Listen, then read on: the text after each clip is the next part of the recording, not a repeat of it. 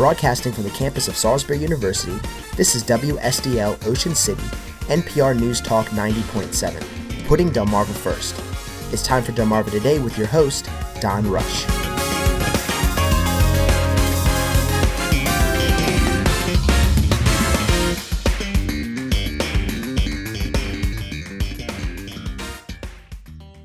Purdue Farms may be giving its chickens a little breathing room. Welcome to Delmarva Today. This is Don Rush.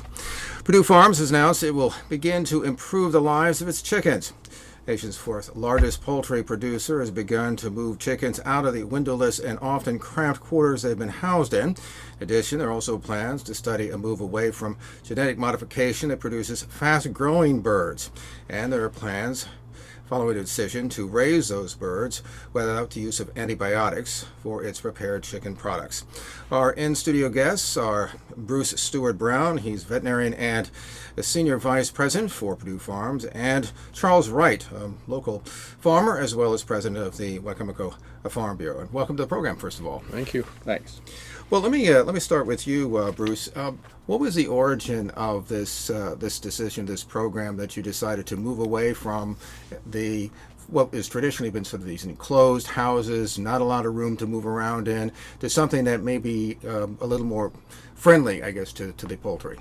So I'd start by saying we're proud of the way that chickens have been raised and some of the evolution of animal care through the years. But one of the things that really opened our eyes and my eyes and the company's in particular was 5 years ago we started to raise organic poultry, organic chickens, and with that organic business comes some animal care things that were different from how we'd been raising chickens. And as we spent time in organic houses, it was pretty clear there were some good things about it. Access to natural light, the windows were compelling. It looked like chickens appreciated it, but one of the things that was really clear is that farmers appreciated it.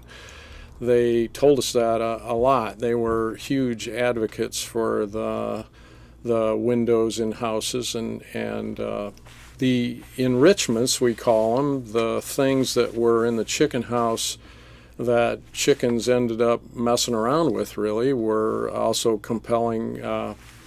We did some measurements of activity, and organic chickens were twice as active as our other chickens, and that seemed like a good thing. And we also had another component to our production that led us to this, which was in 2002, we started to transition the company to no antibiotics ever. Through the 12, 14-year experience, it became clear that animal care and no antibiotics ever needed to go together. So focus on providing the animal optimal conditions in the chicken house and not just address their health and what they need, but also take a look at what the chicken wants. And that through the access to natural light, enriched things to move around on, as well as maybe a little more space, all aimed at increasing activity, kind of thing. By the way, in looking at this issue, there was a reference to, I guess, chicken toys, for lack of a better word. What's that about? Yeah, so things that you put in the chicken house that chickens appreciate and gets them up and moving a little bit. So things like perches or ramps, so they can get up. Particularly young chickens can appreciate getting up off the litter at times. It's just something to move around on. Bales of straw. If you put a bale of straw in a chicken house, they start to work on it pretty hard. The partitions, we call them hide boxes, things for chickens to jump in and out of.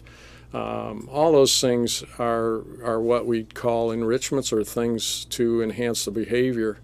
We actually think, though, that there's more to go on there. When we get farmers like Charles involved in the idea of what else might go on in a chicken house that gets chickens more active, I think we'll even get better ideas than the ones we currently have.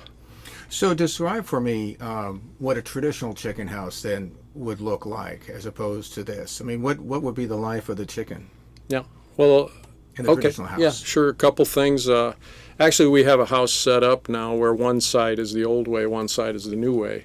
So you can kind of walk in and see the difference. But of course, on the side or in the traditional sense, there's solid sidewalls, and that was a good thing. That was aimed at providing the optimal environment of the chicken house and allowing you to cool and heat the chicken house just as efficiently as you could. Having said that, and in those days, we didn't have as good a windows as we do today, so double paned windows and the construction of the chicken house, I think we can get both kind of thing. And the other part is the activity with the enrichments and the natural light. At least in our measurements today, is about twice as much. So birds moving a lot more. And there's several things good about chickens moving a lot more. One is the leg strength appears to be improved. That's a good thing. And getting them up, allowing air to get underneath and ventilate, remove some moisture out of the chicken house, also a benefit. I think there's even more benefits that we'll kind of work with or understand as time goes on, and farmers give us some feedback. Well, Charles, you're a farmer, and you grow some chickens. How many chickens do you grow? Personally, I've got 2 houses, grow 40,000 birds, but between my brother and I, about 220,000. Wow, that's a lot. So have you? What do you think of this idea, and how does that fit in with your economic model, your business model? Well, it's working on a business model pretty good because it's not costing me any money. They just got done putting windows in one of my houses, and they're in the process of today starting to put in windows on one house on one of my brother's farms. So we'll have it's 2 houses on each contract, so we'll have a comparison of fee conversion, everything you compete on. Those 2 houses will be separate, and we'll be able to see good, bad, what's working, what's not working. The chicken industry is like any other industry. It constantly evolves. Nothing stays the same. I mean, if you're not going forward, you're going backwards. And we started with those same chicken houses. They were curtains on the side. All the light came through the curtains. Even on the tunnel end where the pads are, the cooling cells, there was windows above them originally. And then we were one of the first farms that wanted to go solid sidewall because we saw the benefits for our fuel savings and then a consistent environment in the chicken house. And so that was 23 years ago, and here we are today. We're cutting holes inside the house, put windows in. I like the light. It's because you can see in there better. I mean, you can turn the lights up, but there's no different than looking in the room with this fluorescent lights or going outside with natural sunlight. It's two different things. Do you think there's a real benefit to these chickens in terms of getting that kind of natural light? Or they respond better? I mean, I don't know. You're closer to the chickens than I am. I mean, I really don't know. Yeah, I don't know. I'll know more after this. In 60 days, I'll be able to tell you. But I mean, when we're running tunnel, the chickens, the pads are down, so all the air is the air is coming through the cool pads, and there's light coming in on that end of the house. And there probably are more birds standing up in that area, maybe moving around a little bit more. But before we always looked at if you had 25% drinking, 25% eating, and the other half mingling around or resting. When you went in, you look in a chicken house, as soon as you go in the door, if you see that, you got things pretty well under control as far as atmosphere and the comfort of the birds. So now it's going to be, I would imagine you're going to have 25% eating, 25% drinking, 25% up moving more, and then another time they're kind of like, I mean, animals like people. You're not going to go out here and run around all the time, so you're going to get a drink, you can get something to eat, and do a little work, then you're going to rest. So that's kind of what they're going to do. So, Bruce, and also there's this idea of having slower growing birds as opposed to fast growing. Explain a little bit about that, and what kind of impact does that have economically as a business? Yeah, one of the things in the commitment, in our commitment to moving forward, and Charles mentioned there's always something new and something going forward. One of the components that's got some energy is around perhaps slow growth, slowing growth down a little bit. And really in a couple ways, perhaps. One is by using an older style breed, one that just grows slower. And that will have some costs associated with it. Slower growth generally means poorer feed conversion and generally not as much meat in the same way as perhaps today's chickens. Having said that, we're committed to looking at it and to try to understand how much it does, what that chicken looks like and tastes like, and all the other aspects of perhaps these heritage breeds that might appeal to at least some subset of the population. We're committed to looking at it, to understanding it, and like many things, perhaps it's not that, but it tells you learn something from that translates into your the rest of your production. And so I said two things. One is the breed.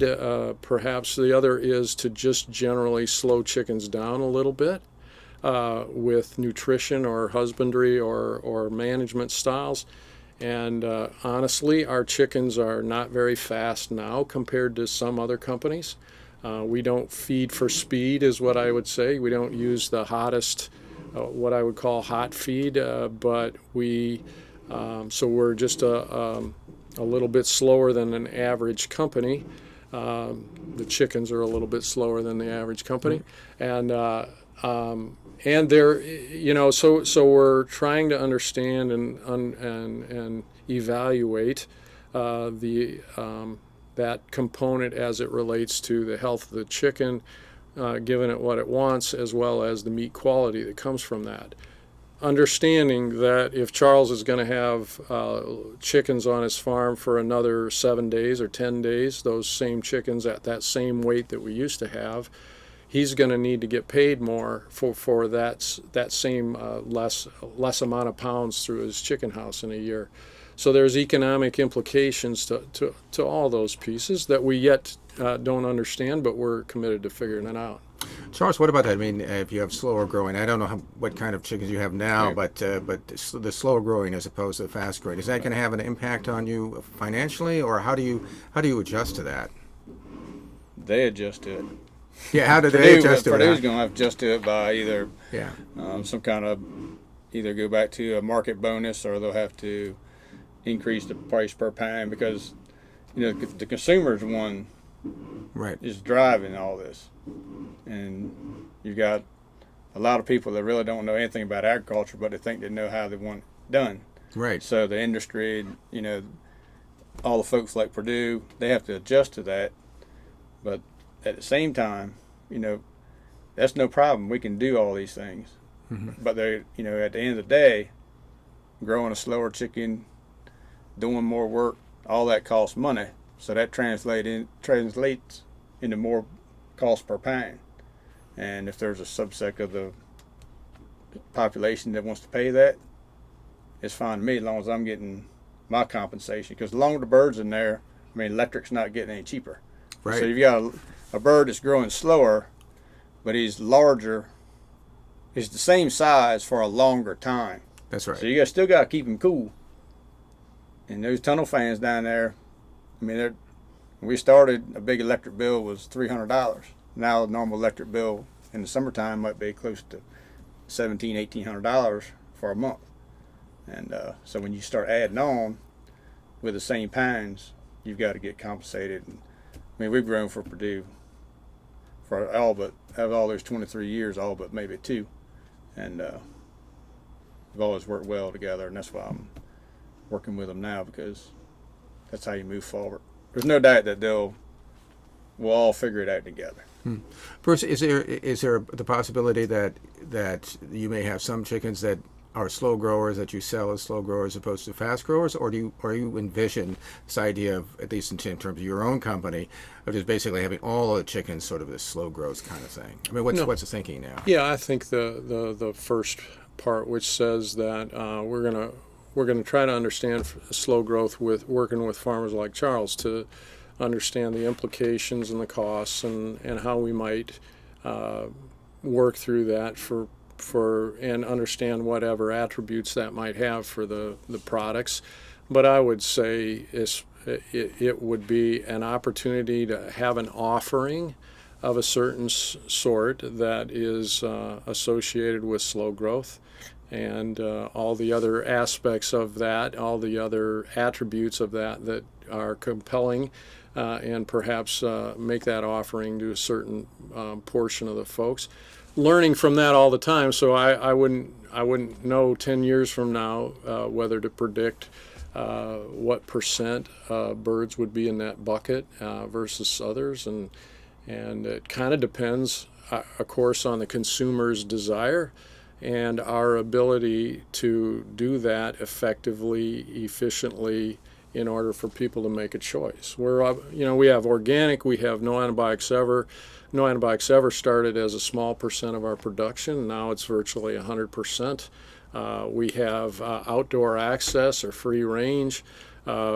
Actually, I love the fact that the company is willing to work in a number of different areas to learn, and some of them translate to other parts of the business, some of them don't.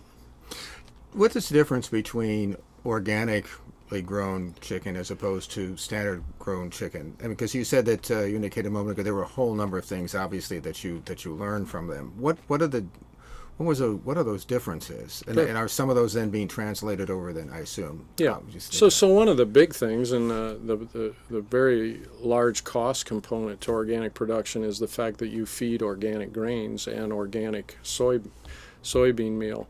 And that in and of itself adds a lot of cost because there's very little of that, and it's generally a more expensive crop for the farmer to grow. So that's a huge part of organic production. You have to, in a chicken farm, to be certified organic has to not have used any pesticides or any of that in the environment around the chicken house in the past 3 years.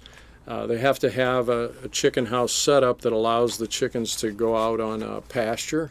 That's a part of organic production, to have outdoor access, as well as then all these things about the inside of the chicken house, the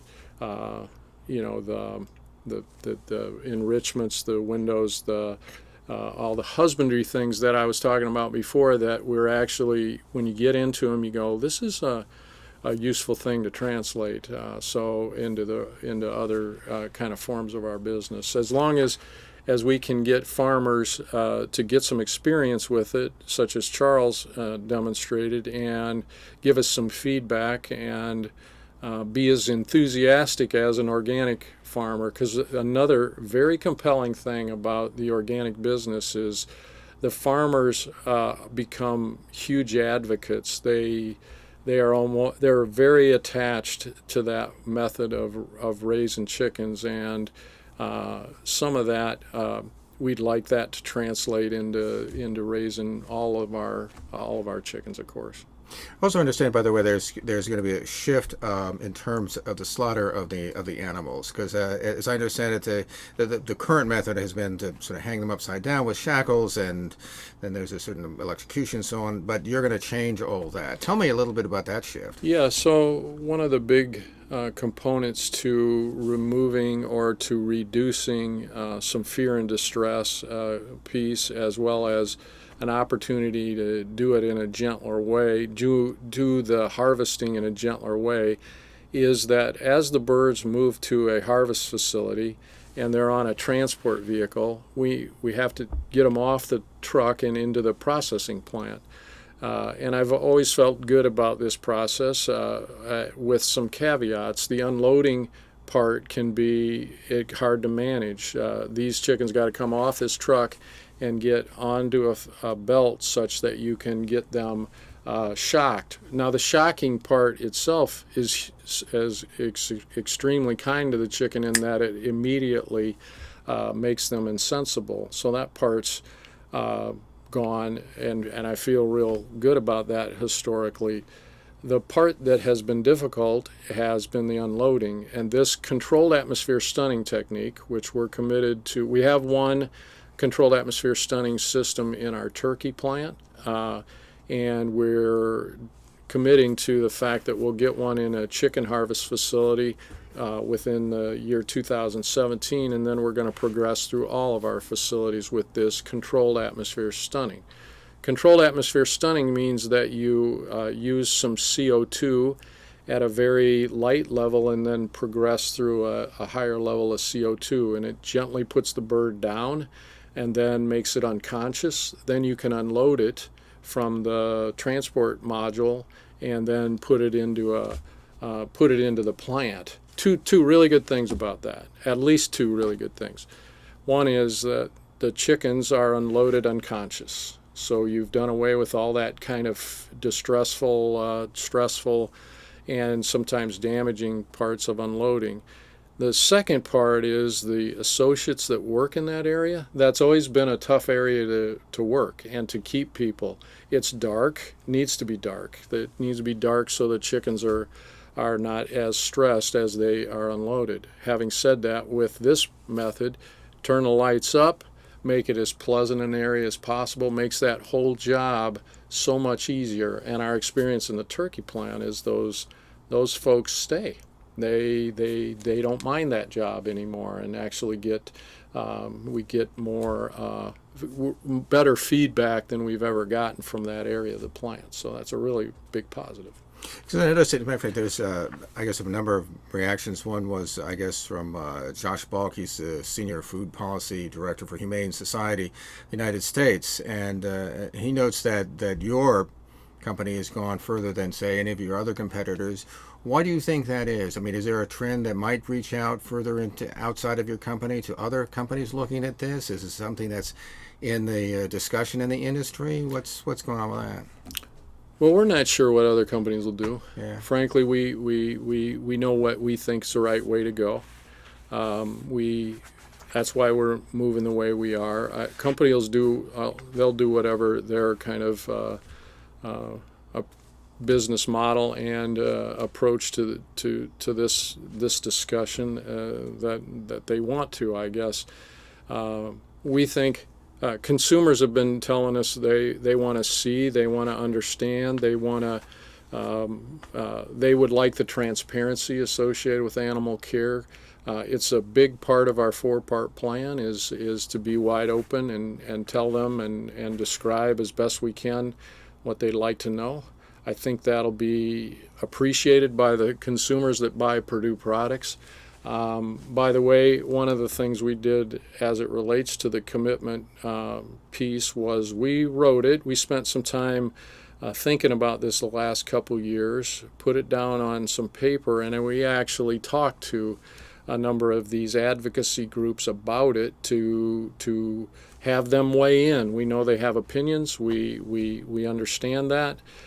We understand that we haven't been perfect, that we needed to learn some things and get all that communicated, and we put it in front of a number of advocacy groups and listened to their feedback. They didn't agree with everything, of course, we were putting down, but for instance, the part that you just said there was relatively complimentary about our direction. Is there anything they wanted you to do that you didn't do, or?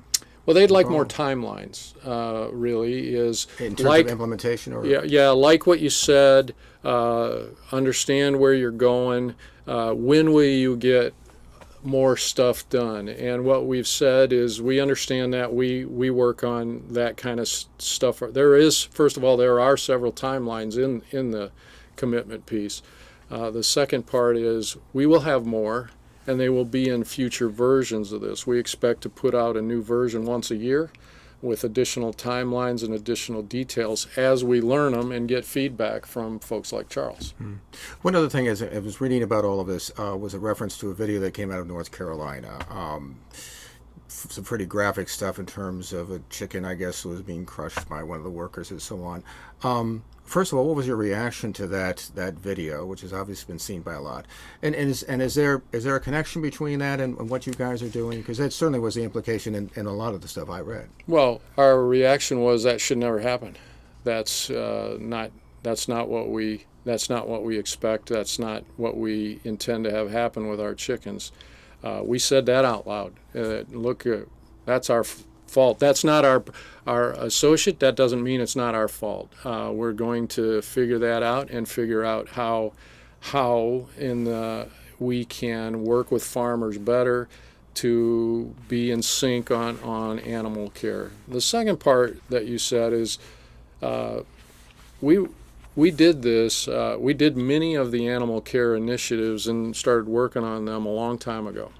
5 years ago on organic, 12 years ago, 14 years ago on no antibiotics ever. All those pieces kind of added up to our approach to animal care.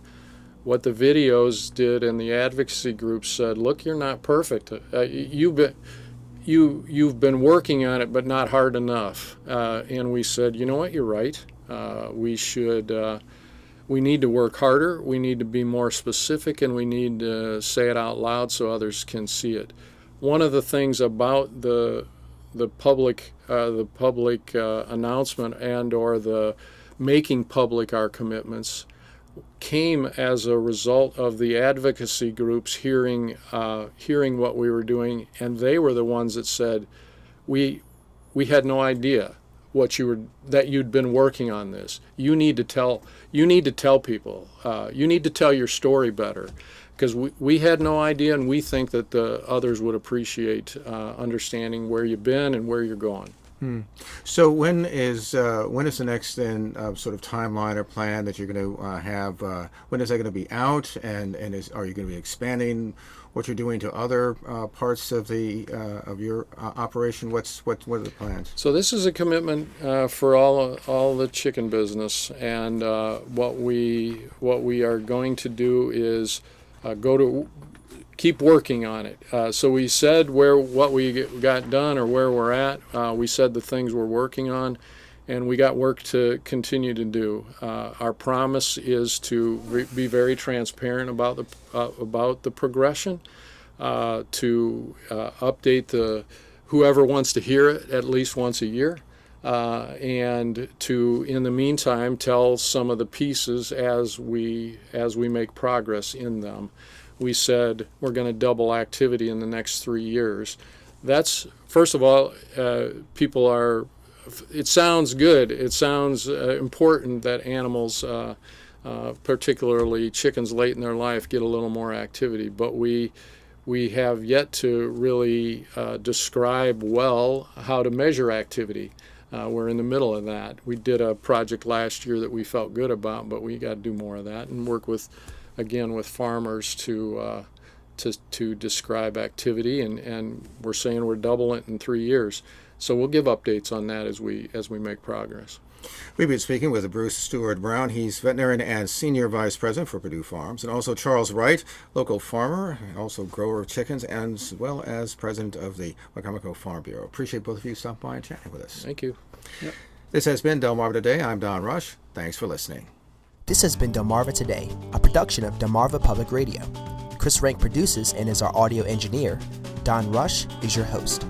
For podcasts, visit our website, delmarvapublicradio.net, or subscribe to the Delmarva Today podcast on iTunes. Delmarva Today can now be seen on PAC 14. To view the schedule, view the daily times, or visit pac14.org.